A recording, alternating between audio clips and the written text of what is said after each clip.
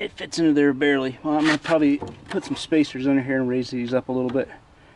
Probably about like that. Reposition them. So they work for the big tires. Whole reason for going with the bigger tires is better load capacity, which should be way more than my boat. My boat should not weigh more than probably 3,600 pounds. Got some aluminum out of the scrapyard. These are 1.5 inch thick, and I'm going to use these for my uprights, so I can have about 1.5 inches worth of foam in the walls for insulation. So that's the plan. Just waiting on my aluminum welding spool gun to get in. It's a Chinese knockoff, but hopefully I'll get the job done. We'll see.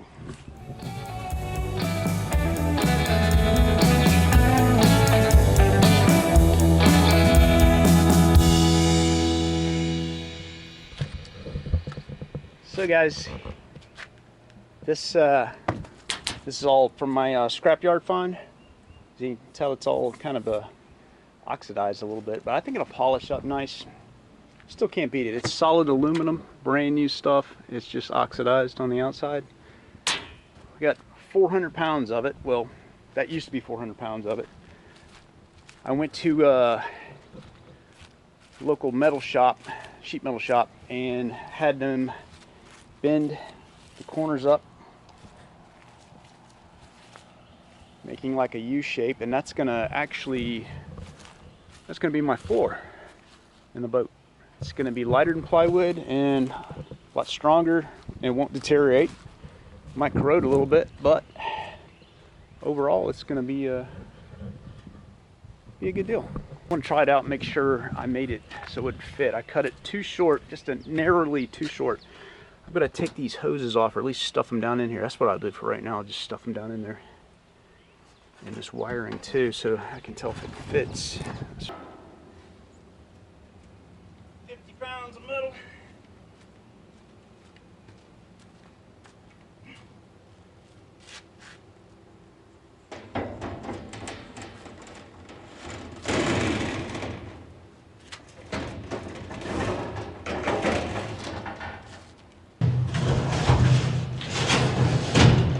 Fingers crossed it fits.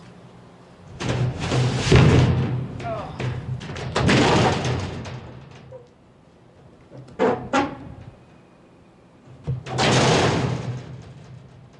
I do think that's going to work. I had it bent just a tad shorter than what I thought I should, because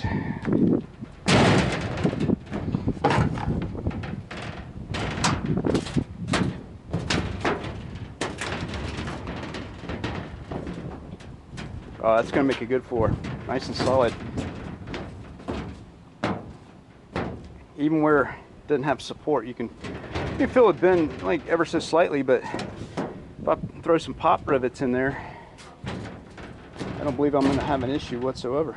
Yeah, so 50 pounds worth of wood, it would have been a 4x8 sheet, and it would have been a lot smaller. This is like 6x8, and it's about 50 pounds. So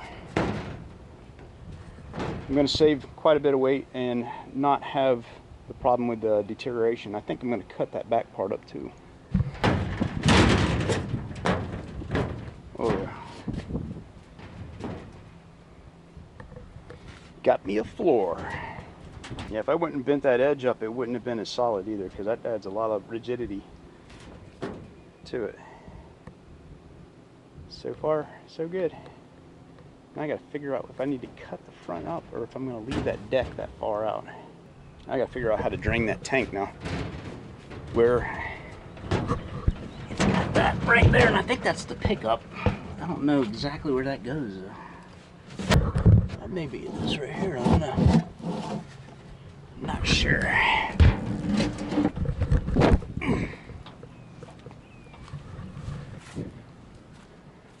Oh yeah.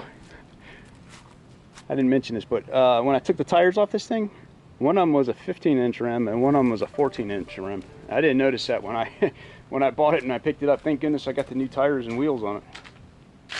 this is something I picked up for the sailboat project, which never completed the sailboat project. And this is what I'm thinking about using to propel the boat around while I'm testing it and seeing how it works. It's a 6 horsepower 4-stroke. It's a used motor I picked up. Somebody had on a bow fishing boat, so it doesn't have the tiller. It's missing the tiller, but everything else works. And here's the the shifter. I guess I could go buy a tiller for it, or I could rig up something to use that. But being a 4-stroke, I kind of like that. But I picked up this shortly after I sold the sailboat. It is a 13-foot Boston whaler, which ever since I was a kid, I've always wanted one of these. I heard they're like unsinkable. I think it's like a 1973 model. It's a little bit, a little rough condition, but it's actually, it's in good usable condition. The guy said there was something maybe wrong with the lower part of the motor, but I keep putting it in drive and it seemed like it works, so I haven't had a chance to go out in the lake and take it out and try it out. But this motor, when I first bought it and everything, it just started right up and no problem. It's a Nissan 2-stroke 40 horsepower. This is another option that I could use on there. It looks like it's got a pretty long shaft on it, so I'm not sure how that would fit on the other boat, and it'd probably work out pretty well because it looks like it's fitted pretty well with this boat. But this is something I want to try out and go out and have fun with my son with, and that motor may be an option in the future to power the houseboat. Although I'd much rather have a 4-stroke, fuel efficient 4-stroke than a 2-stroke. That thing will probably fly with this little bitty 13-foot boat. But just wanted to point that out to you. I'm going to try to fit this on the boat right now, and this thing right here is like 50 pounds, so it hardly weighs anything. Just want to see if how long the shaft is and if it works out.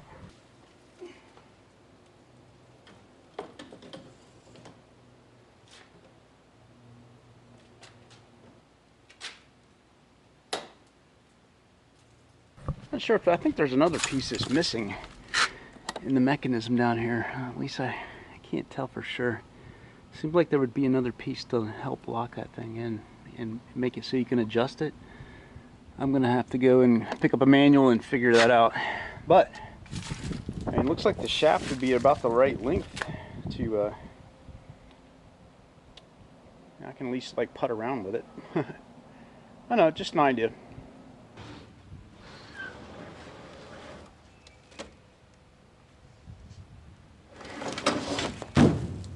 This is sturdy enough. I think I could just put aluminum up here, have a whole front aluminum deck.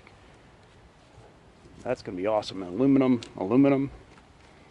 That means I need to go buy some more aluminum. Yeah, maybe. So I've decided I'm not gonna use the live well. It's coming out. I know a lot of you may be like, oh man, come on, you're gonna need that. You're gonna wish you left that in there, but I think I'm gonna use the space more than I will the live well.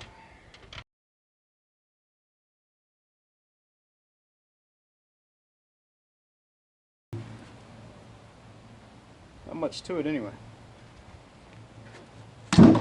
Hey, thanks for watching my channel. And if you haven't subscribed already, please do for future updates. Remember, build it, don't buy it.